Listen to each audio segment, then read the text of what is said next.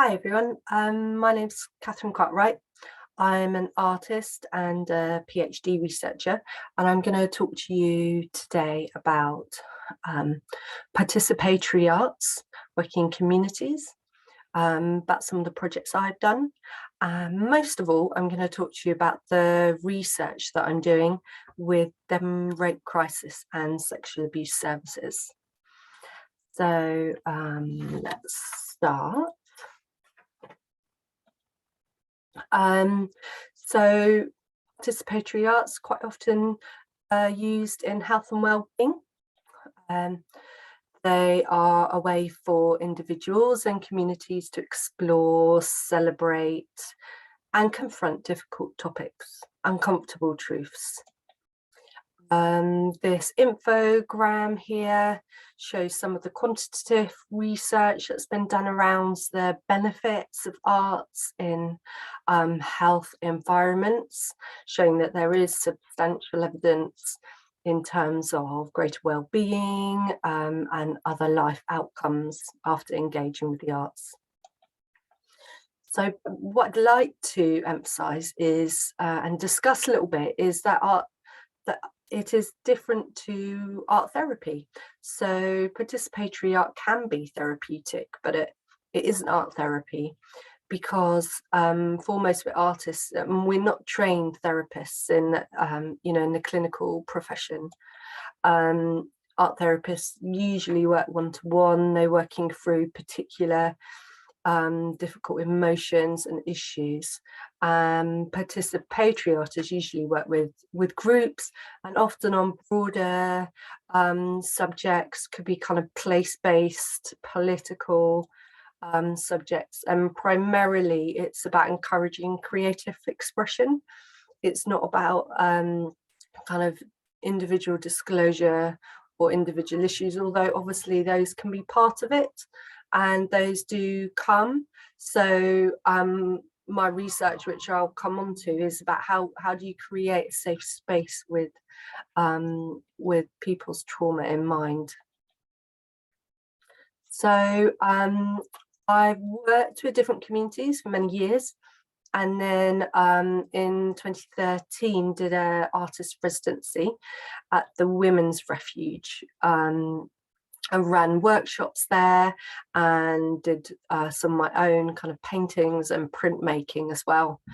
And for me personally, I was very green to working with people affected by trauma, and so significantly I was supported by one particular volunteer with lived experience who could really kind of advise me on like a sensitive approach to working there at the Refuge. So as many of you will know, the Refuge closed in March 2014, and with a friend and filmmaker, Josh Gaunt, we made a short film about the final days of the Refuge. We made it in the last week when there was just one resident still there, and this short film is kind of a rather sort of bittersweet reflection on the importance of that kind of brick and mortar refuge for them there.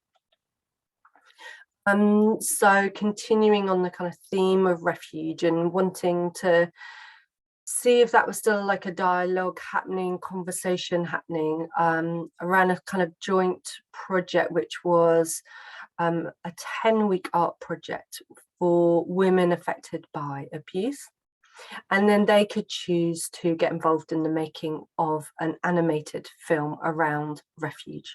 So Refuge not just as a building, safe space, but also kind of what it meant to you individually in terms of maybe nature or art making and things like that.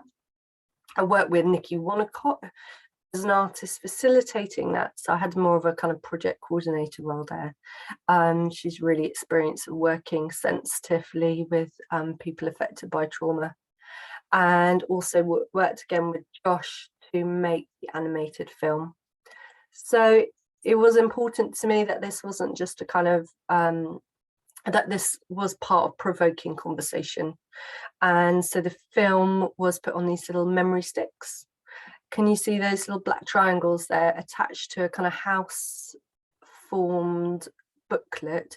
Inside of that is a poem written by one of the participants. So in this way, I could distribute the film via these little mini books and memory sticks, trying to bring up again this conversation in Devon around what refuge is, what it means to us. And then a few years later, I did a portrait project with service users at Devon Crisis and Sexual Abuse Services. And so I was really interested here about how do I make portraits with service users, but do it in such a way that they have agency, that they have some control over how much of them is revealed and what that looks like. So here you can see some of the pictures are face down, some of them are face up. And so I'd made these 90 little drawings of the service user with a head in different positions, so you get a different amount of your head that's revealed. And then gave these to her, you know, laid them all out on the table and said, turn over however many, whichever ones you want. And, you know, for whatever reason, could be that drawing's a little bit naff, or it could be, oh, I don't want to see that much of myself, this, or it could just be quite intuitive. And then I stitched together the arrangement. So you've got, and you can see the ones that are turned over because the paper's a little bit translucent. So in this way, I was trying to do a portrait which was kind of two-way, a little bit me and a little bit them. And this was one of a group of 6 portraits of service users. It was then exhibited at Exeter Phoenix, because for me, it was the important part of it was looking at a way to raise awareness of sexual violence in our community, but do it in such a way that you don't alienate the viewer or confront them too much. So really it's a kind of like a sidelong view into a difficult subject. And also portraying survivors as, you know, nothing, you know, just everyday people as human, as yeah, so a very kind of human view. And you'll notice like having 6 together is like a community of women together. It kind of gives strength in that collectiveness as well.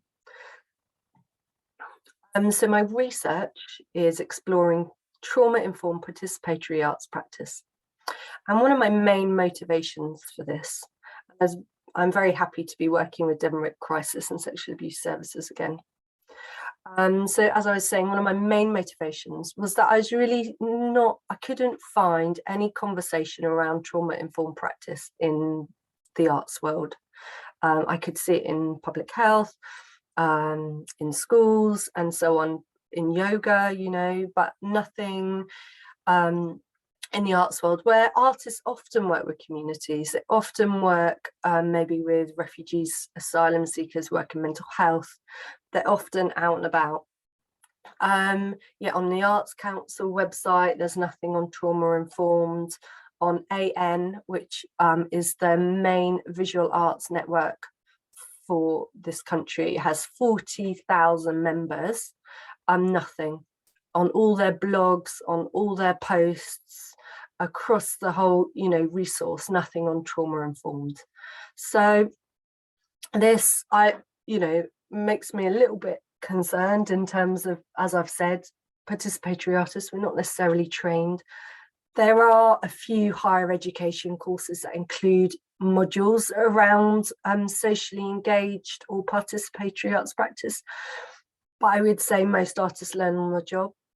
In the theatre world, there is more applied drama courses, especially at master's level, and I think that's a little bit more experienced. But in visual arts world, I'm not seeing it really.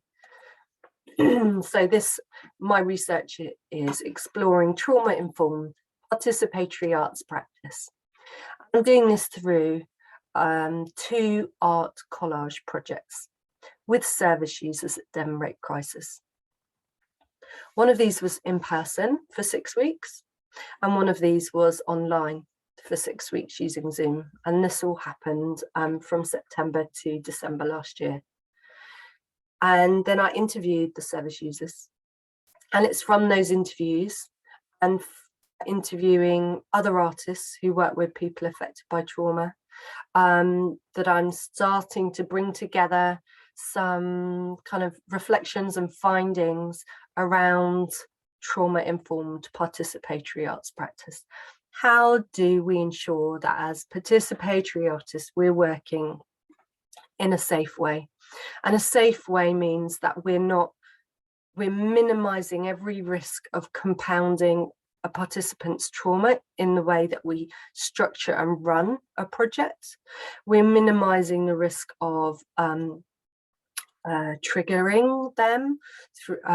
We're maximizing them feeling safe through making sure it's a really nice environment and clear, a transparent process, that they have knowledge about what it's all about, and that we're looking after ourselves as practitioners, because as you'll know, working in this sector can be very impacting, and we only work at our best in our most caring way, in our most loving way, if we're feeling well ourselves. If we're feeling well, we can be present, and if we can feel present and sturdy and steady in that space, then we can be responsive to whatever kind of dysregulation, chaotic or kind of emotional needs that arise. So collage, an amazing medium, seems a bit primary schoolish, but I love it. It's super accessible. You're working with found images. You don't need to be able to draw. There's lots of ways in. You can be cutting, you can be tearing, you can be working with patterned papers, images. There's lots and lots of ways in. So I used collage as what I argue is a really safe medium. So here you can approach it as this service user was like, I just want to do something random. This doesn't mean anything. To another service user who's like, this is how I want to use it. This is my metaphorical journey from a very difficult place to a place of more hopefulness. And another service user who really enjoyed exploring text, affirmations, positive words, and created these beautiful little booklets, which then inspired a little project that we did together, which was to make this collage leaflet for other service users. And you can see some of the words here. The best diamonds are created under the most pressure. And these are the words I really like. Every moment of every day, everything changes. You will too. Soon this will be the past and you will be okay. So as I mentioned, I also did it on Zoom, which you might think is very impersonal, is very kind of flat and 2D. But I have really enjoyed finding out just how positive it can be for some service users. The service users who came said they absolutely wouldn't have come to an in-person one. They very rarely leave the house. They've got huge social anxiety, and that just kind of getting there, it would be a problem. And so they were really happy to have this opportunity to kind of be together, making together. So we're all doing collage. I'm not kind of sitting and teaching, but it's a kind of flat hierarchy, a democratic process where we're all just kind of cutting out and sticking. And I sent them some parcels of images and papers, stencils, glue, scissors, colour pencils, a card with a letter in it that I've written. So you get that sense of me, the personal touch, me in that space, the kind of materiality. What's really fabulous for them around Zoom is this ability to have a choice over your visibility. So to be able to have a break at any time without any judgment. You know, when you're in a room together and you stand up and walk out the room, and maybe it's much more visible and noticeable. But if you're online and you just kind of move away from the camera, or you turn your camera off or something like that, it's less impactful. It could be, you could pretend it's for like technical reasons. If you don't, you know, don't have to reveal your motivations. It's, yeah, it offers a lot more privacy. So, you know, through my research exploring trauma-informed practice, you know, we're really looking at the risks here and the challenges. And I'm just going to look at a few of these today. So the power imbalance. So I've already mentioned that by using collages, trying to create kind of democratic space, we're making alongside each other. But part of being a trauma-informed participatory artist, I think, is to be really, really mindful and reflective about the power that you hold. Because essentially, I'm the protagonist. I know what's going on. It's my project. You know, what's my motivations? What's my agenda? Am I being as transparent as possible? Am I really ensuring that, you know, that there's informed consent the whole way through? Or am I hiding behind the fact that, oh, I'm doing some good work with some people who might need it? Aren't I good? You know, that speaks to this quote here: good intentions can mask but not justify actions that effectively subordinate people to the wishes of those with power. Are we looking out for that? Because that can be very subtle. And Grant Kester here says, there is no art practice that avoids all forms of co-option, compromise, or complicity. So really see that as like a challenge to respond to when I was setting up these projects. So there's some quotes here from service users about that I think are responding to this theme of power. What I've mentioned here about being able to take a break. You know, you've got autonomy over how much you're there, and that privacy is mentioned in the other quote as well, this focus on privacy.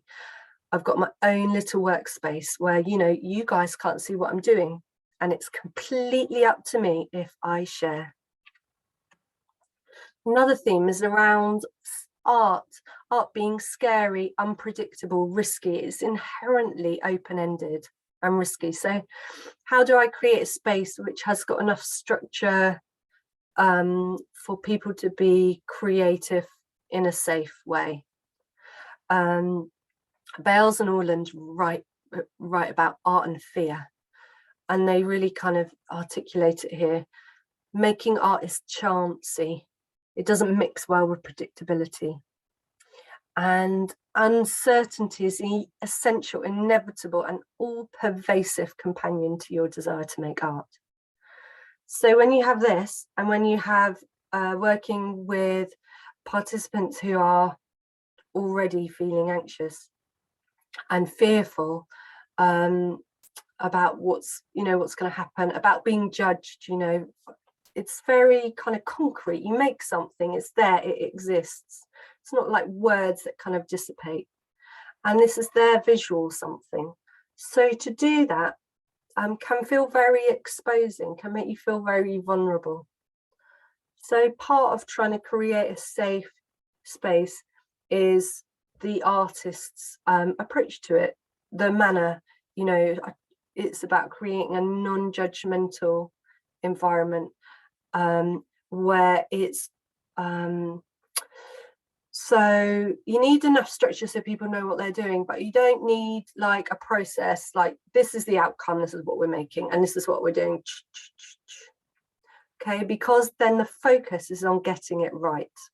I must finish with this outcome. But if you do it in such a way that you give options, very gentle kind of starting points, like for example, I'll be like, just look through the papers, the images, see what you're drawn to, just cut stuff out, it doesn't matter what it is, tear things up, don't kind of be trying to get somewhere, but just see what happens. So these quotes here, you know, one of the service users says, with collage, it doesn't matter if it's wrong, you just move it around. There's a flexibility to it. You don't have to stick anything down if you don't want to. At the end of the day, we're not there to kind of create, we must create this or this. If that happens, then that's great. But if you've spent the session just cutting out some bits and pieces, and you're there and you stayed and you wanted to be there, well, that's just as great. And I just want to draw your attention to this last line of this other quote. We're all just normal human beings making a collage together. That's the environment. We're not kind of client and therapist. There's not a hierarchy there. Yes, I might have practiced collage more. Yes, I might have an artist practice, but I'm not being the expert.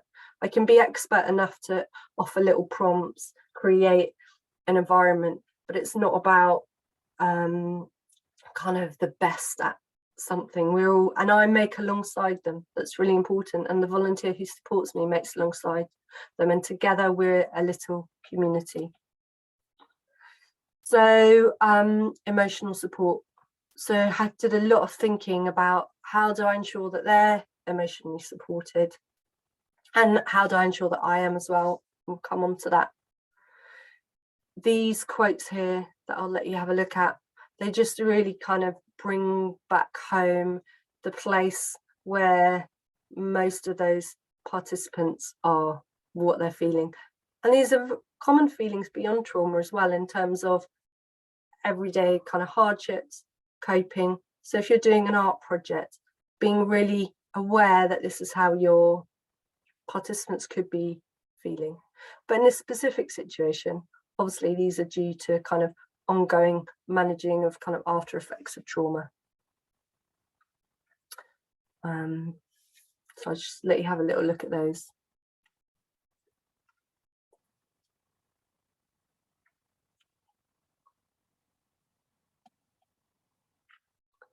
So what's interesting is because I work with Devon Rape Crisis, and the participants see it as a Devon Rape Crisis project. They know that we know that they know. The context is all there, and that in its own way made the participants said that they felt more comfortable. They didn't have to justify anything. They didn't have to, you know, I also made the conversation safer, because as a whole, we all made sure that any chat was benign, was gentle. Whereas one of the service users spoke about, if she goes to the pub with a group of friends, it feels very nervy and unpredictable, and they don't know her, you know, what's happened to her. And at any point, you know, someone might be talking about something, bring up maybe Sarah Everard's murder or something that could then just feel awful for them. And then there's the action, you know, of cutting, of making, of doing things with your hands that draws you out of kind of your mind, of your brain, kind of ticking. This service user says, while I was cutting out, there was nothing else in my brain. It just slowed my brain down, you know, that concentration, like a kind of external kind of mindfulness. I mentioned emotional support for the practitioner.